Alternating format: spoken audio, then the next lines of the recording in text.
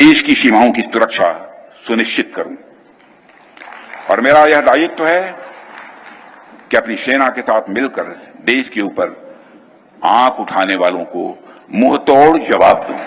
तो नरेंद्र मोदी जी को अच्छी तरह जानते हैं।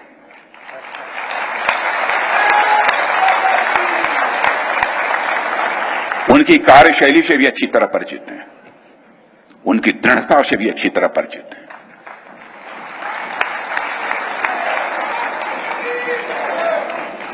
जोखिम उठाने का भाव किस तरीके से उन्होंने सीखा है अपने जिंदगी में, उससे भी आप अच्छी तरह समझते हैं।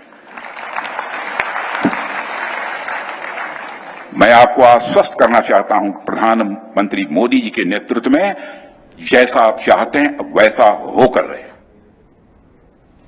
రైట్, ఇందులో రక్షణ మంత్రి రాజ్నాథ్ సింగ్ ఏం చెప్పారు తెలుసా? మీరు కోరుకున్నరే అంటే భారతీయులుగా మనం కోరుకుంటున్న ఈ దయాది దేశాన్ని, ఈ పాపిస్టి పాకిస్తాన్ ఉగ్రవాదులని, అక్కడి ఆర్మీని, అక్కడి ప్రజాప్రతిని అంతమొందించాలని లక్ష్యంతో మనం ఉన్నాం కదా. మీరు కోరుకుంటున్నరే ప్రధాని నరేంద్ర మోదీ చేయబోతున్నారు, అదే జరగబోతోంది. అంటే దీని తాలూకా ఉదాహరణ ఏంటి? యుద్ధం జరగబోతోంది, యుద్ధానికి అన్ని రకాలుగా సంసిద్ధంగా ఉంది ప్రధాని మోదీ. నిజంగా యుద్ధం చేయాలనే ఆలోచనతో ఉన్నారని మాత్రం చాలా సుస్పష్టంగా అర్థమవుతోంది. సో మీ వంతుగా మీరు కూడా బాధ్యతగా తీసుకోండి. డెఫినెట్గా నిజంగా అటువంటిది ఒక యుద్ధం కనుక వస్తే మన వంతు బాధ్యతగా మనం ఏం చేయాలని చెప్పి పదే పదే చెప్తున్నాం కదా. మీ చుట్టూ ఉండేటువంటి వారిని, అనుమానితులని వెంటనే గమనించండి. ఎందుకంటే ఈ భారతదేశం అనేది ఇట్స్ సబ్ కాంటినెంట్. ఒక ఖండంలో ఏ రకంగా అయితే విభిన్న జాతులు, విభిన్న మతాలు, విభిన్న కులాలు, విభిన్న వర్గాలు, విభిన్నకు సంబంధించినటువంటి ఆచార పద్ధతులు, విభిన్న అలవాట్లు ఏ రకంగా అయితే ఉంటాయో భారతదేశంలో కూడా అదే రకంగా ఒక సబ్ కాంటినెంట్గా చెప్పబడుతూ ఉంటుంది. సో ఈ నేపథ్యంలోనే మన దగ్గర కూడా ఇటువంటి విభిన్నమైనటువంటి వ్యక్తులు ఉంటారు. కాబట్టి మీ దగ్గర ఉన్న కనుక ఈ విభిన్నమైన వ్యక్తుల్లో నుంచి అనుమానితులు, పాకిస్తాన్ మద్దతుదారులు, పాకిస్తాన్ పాపిస్టి కుక్కల్ని మద్దతుగా నిలిచేవారు, వారికి సహకరించేవారు ఎవరైనా కనుక ఆ పిచ్చి కుక్కలే మీ మధ్యలో కనుక ఉండి ఉంటే వెంటనే పోలీసులకు సమాచారం ఇవ్వండి. రేపు ఇదే సమయానికి ఒకసారి పీసీఆర్ మళ్ళీ సైరన్ ప్లే చేసుకోండి. ఇదే సైరన్ రేపు వినిపించబోతోంది, ఇదే సైరన్ రేపు మారబోగబోతోంది. విన్నారు కదా? రైట్, ఇదే సైరన్ రేపు దేశవ్యాప్తంగా మాక్ డ్రిల్స్ నిర్వహించేందుకు సైరన్ మోగించబోతున్నారు. ఈ సౌండే ప్రతిధ్వనించబోతోంది. ఎక్కడ చూసినా ఈ సౌండే వినబడబోతోంది. రేపు దేశవ్యాప్తంగా అలర్ట్ జారీ చేస్తున్నారు. ప్రతి ఒక్కరు కూడా దీంట్లో పాల్గొనవలసిందిగా కేంద్ర ప్రభుత్వం నుంచి ఆదేశాలు వచ్చాయి.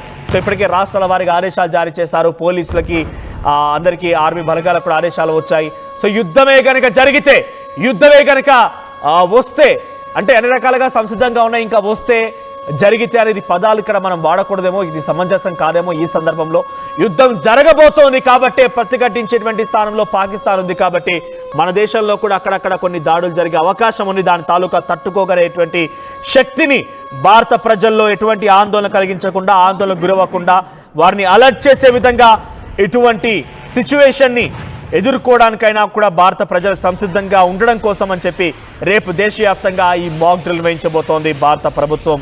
సో అటువైపుగా పాకిస్తాన్కు అణచివేస్తోంది. పాకిస్తాన్ వైపు ఇప్పటికే సింధు జలాల్ని నిలిపివేసింది.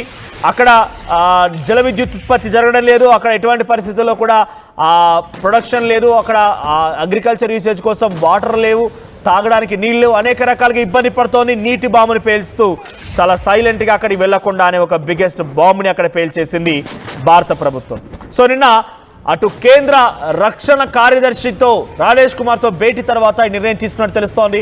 దేశవ్యాప్తంగా నిఘా వర్గాలు కూడా ఒక అంచనా వేస్తున్నాయి. పలు చోట్ల ఉగ్రదాడులు జరిగే అవకాశం ఉన్నట్టుగా ఆ నిఘా వర్గాలు అంచనా వేస్తున్నాయి. మరి ముఖ్యంగా కొన్ని కీలకమైన జోన్స్ ఉన్నాయి. గతంలో ముంబై, హైదరాబాద్ లాంటి ప్రాంతాల్లో కూడా బాంబుల దాడులు జరిగాయి, బాంబు పేలులు మనం చూసాం. కాబట్టి అటువంటి సందర్భాల్లో మనం కొంత అలర్ట్గా ఉండాలి అని చెప్పి కూడా మరోసారి భారత ప్రభుత్వం అలర్ట్ జారీ చేస్తోంది.